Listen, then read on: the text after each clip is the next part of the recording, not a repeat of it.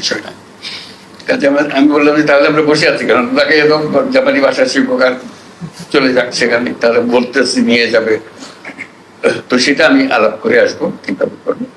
আমি যে প্রথমে আমরা 1 লক্ষ ছেলে মেয়ে টার্গেট করবো এবং ওদেরকে বলবো শিক্ষক দাও, অথবা এখানে যারা শিক্ষকতা করতে পারে যে দিতে পারে, যেভাবে হোক আমরা শিক্ষক জোগাড় করবো। ক্রমে ক্রমে এরকম যেটা শুরু করলাম ওইটা শুরু হবে, আস্তে আস্তে একটা শুরু হবে। এবার একবার শুরু হলে বলছি রাত থামবে না, যত দিতে পারেন আমরা দিতে থাকবো। আপনাদের সংখ্যা আমি 1 লক্ষ দিয়ে শুরু করতে চাচ্ছি, 1 লক্ষ টার্গেট করে, 1 লক্ষ তো রাতারাতি হবে না, আমরা শুরু করবো হয়তো 200-500 দিয়ে শুরু করবো, আস্তে আস্তে আরো 1000 হবে, লাখ হবে, ইত্যাদি ইত্যাদি। এইটাও আরেকটা সুযোগ, শুধু একটা ভাষা শেখা এবং তারা সেটা শেখাবার জন্য যা যা আয়োজন লাগে সেটা করে দিতে পারবে এবং সেটা করা। এটা যে কত রকমের সুযোগ আছে, এটা একবার করতে পারলে এই ধরনের কাজ তরুণ উদ্যোক্তাদের নিয়ে আমরা বহুদূর যেতে পারি। সেটা জাস্ট জানিয়ে রাখলাম। তার সাফল্য কি হবে যাওয়ার পরে কথা হবে তাদের সঙ্গে। ঘরে বসেই করেন, আমি যদি ঘরে বসেই করি, আমার তো দিয়ে দিছো লাইসেন্স, আমি সব করতে পারতেছি, কাজে আমি একজনকে করে দিতে দোষটা কি? আবার এত কন্ট্রোল কিসের জন্য? কি আমি করতেছি? আমার দিয়ে দিছো, আমি করতেছি। আমার ছোট মেয়ে সে গিয়া পাড়ার সব একটা করে দিয়ে আসে, ও জানে ওরা একটু ধরো করে দিতে পারে। সেটা যদি হয় তাহলে ভয়টা, অত ভয় আর নাই, যে আমি তো নাগরিক কাছে দিয়ে দিচ্ছি, বলছি আপনি ঘরে বসে এটা করেন। এই তোমার যত ভূমি মন্ত্রণালয়ের যত কিছু আছে সব পেছনে হলো যে আপনি ঘরে বসে করুন, আমি অনলাইন করে দিয়েছি, আপনি সব এখানে পাবেন।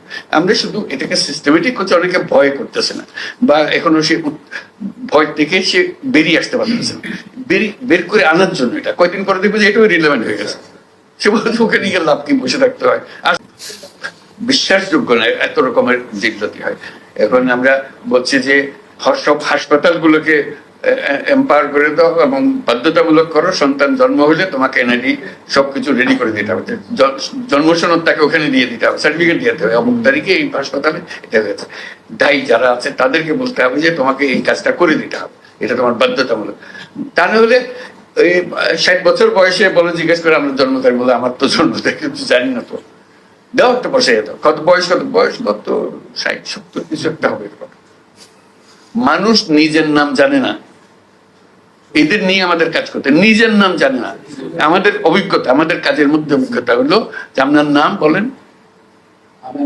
না, আমিনার মা, আমিনার মা, তাকে কোনোদিন বলা হয়নি তার নাম কি, অমুকের মেয়ে হয়ে সে জন্মগ্রহণ করেছে, অমুকের ছেলে হয়ে সে জন্মগ্রহণ, অমুকের ছেলে, ওকে অমুকের নাতি, তারপরে হলো অমুকের মা, তারপরে হলো অমুকের শাশুড়ি, ইত্যাদি ইত্যাদি। এইগুলো কাজে নাম তার নাই, কাজে তাকে নাম দেওয়া